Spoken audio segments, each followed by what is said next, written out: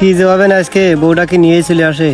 ওরে আমার মিজুরে, কি হয়েছে তোমার? কি হয়েছে তোমার? মন খারাপ কেন? তুই একের কথা চলে আসিস? তুই বিশ্বাস কর, আমার কোনো দোষ নেই। এরা না আমার ফাঁসাই দিয়েছে। বলো কি জন্য ফাঁসাইছে তোমারে? ভাবি, এরে না কেউ ফাঁসাই দিইনি। আপনি এর ক্যারেক্টার সম্পর্কে জানেন না? ওই আপনারা যেভাবে বিয়ে করিল, মিথ্যে কথা কইলো না আপনার বাড়ি কাছে যায় যে আমার বউ ছেলে পেলে নেই, তুমি আমার সাথে চলো, ভাব ভঙ্গি না দিয়ে কিন্তু আপনারা পড়াইলো। ঠিক এই বাড়িও সেই কাজটা করেছে। এইবার সুন্দর একটা বউ ছিল, তার সাথে ঠিক একই কথাবার্তা কয়ে নতুন একটা হেল্পার নিয়ে আসে তার সাথে ভাগাই দিয়েছে। মিজু, তুমি কি কোনোদিন ভালো হবে না?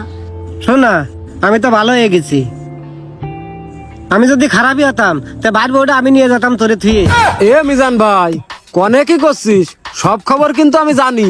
ওই ভাইয়ের সাথে ওই মাইয়াটা বিয়ে দেওয়ার পরে এই বাড়ি আমারে কাজে নিয়ে আসে আপনি কি কইলেন যে কোনো সিস্টেমে ভাইয়ের বউটা আমার সাথে লাইন করাই দে। তুই যা কবি আমি তাই শুনবো। এখন পাল্টি দিচ্ছেন ভাই, সব দোষের। আর ভাবি আপনারও করছি, এর ক্যারেক্টার জীবনেও ভালো হবে না। এ তো কোনোদিন ভালো হবে না। আমি তাহলে কি করব এখন? আপনি আর কি করবেন? আপনারা তো চিন্তা করা লাগবে না, আমরা সবকিছু ভাইবেই রাখিছি। যেহেতু মিজান ভাইয়ের কারণে ভাইয়ের বউটা চলে গেছে, তাই আমরা এখানে সিদ্ধান্ত নিছি যে আপনারে এই ভাইয়ের সাথে বিয়ে দেবো, আপনি এই ভাইয়ের সাথে সংসার করবেন। ভাবি মিজানের থেকে স্মার্টও আছে, আবার বয়সও কম আছে। এখন আপনি কি রাজি? ও তো কোনোদিন ভালো হবে না। তোমরা যেটা মনে করো সেটাই করো।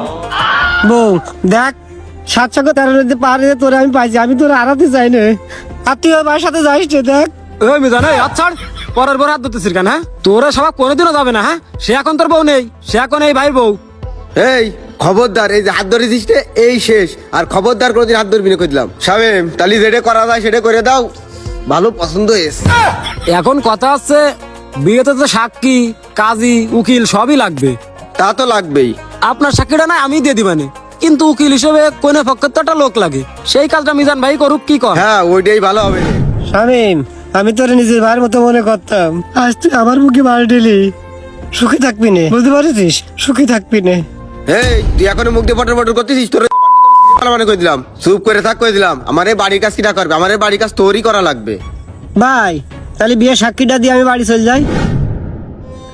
আর জীবনে কোনোদিন আপনার বাড়ি পাড়া দেবো না ভাই।